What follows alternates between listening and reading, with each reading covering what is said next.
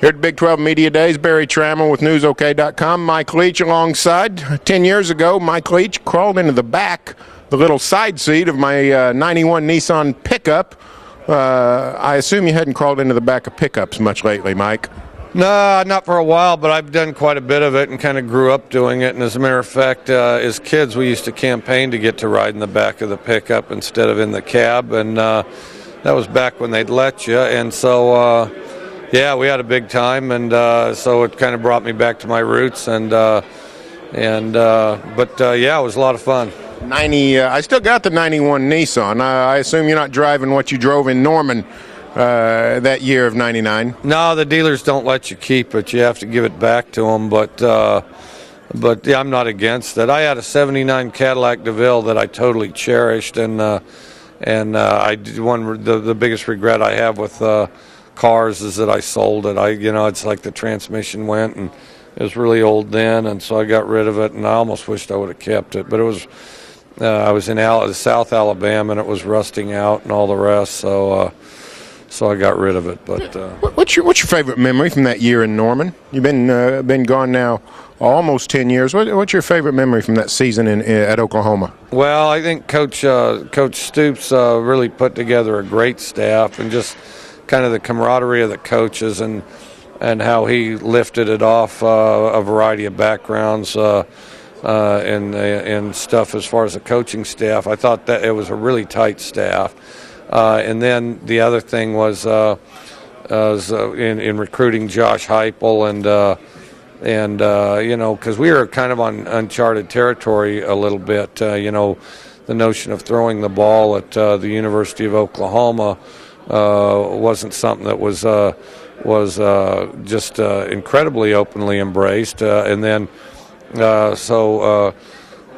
was really proud of the way Josh Heupel handled it, the opportunity to coach him and the quality of player that he is. And then we had a lot of success offensively. And I think, I've always been grateful to Bob Stoops for giving me the opportunity and then the chance to coach Heupel and throw the thing around and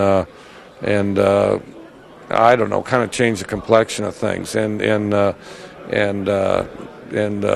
like I said, it was because there were times where there's real solidarity as we were confident, we felt like we could make it work, but there were some skeptics out there, and then of course it worked out real well. One of the questions today, I forget which coach was asked, said, I think they asked Bill Snyder, whatever happened to the running back in this league? There's no great running backs. I mean, is that part of the culture change you're talking about?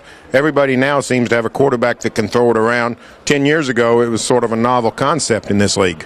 I actually think the running backs in this league have improved. I think, they've got more dimension to them. I think there was a time where the running back was just pigeonholed into a guy that rushes a football, and that's all he does. And then now I think you're seeing running backs that are more like the ones on Sunday. I think because I think this league has great running backs.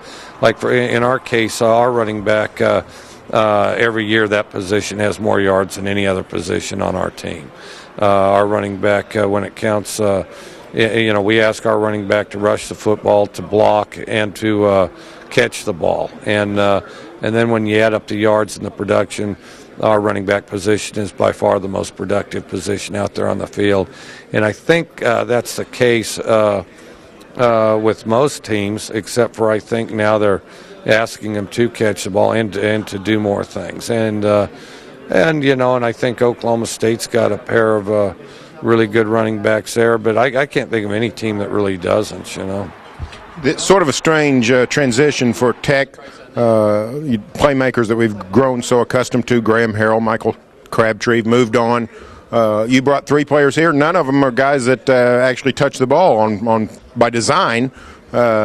Nobles, Colby Whitlock, one of them, Brandon Carter with the new tattoo. Yeah. Talk a little bit about those guys. Well, great guys, and I think kind of personify the strengths of our team this year. Brandon's an offensive lineman, and which is the core of any offense, no matter what you do scheme-wise. And then Colby Whitlock, great defensive lineman, and I think over there on defense, again, the most important position, and those guys really do a good job over there. And I think our defensive line's going to have a good season.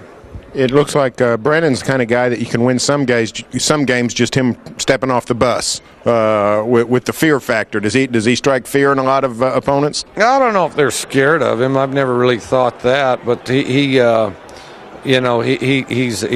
brilliant guy. I mean,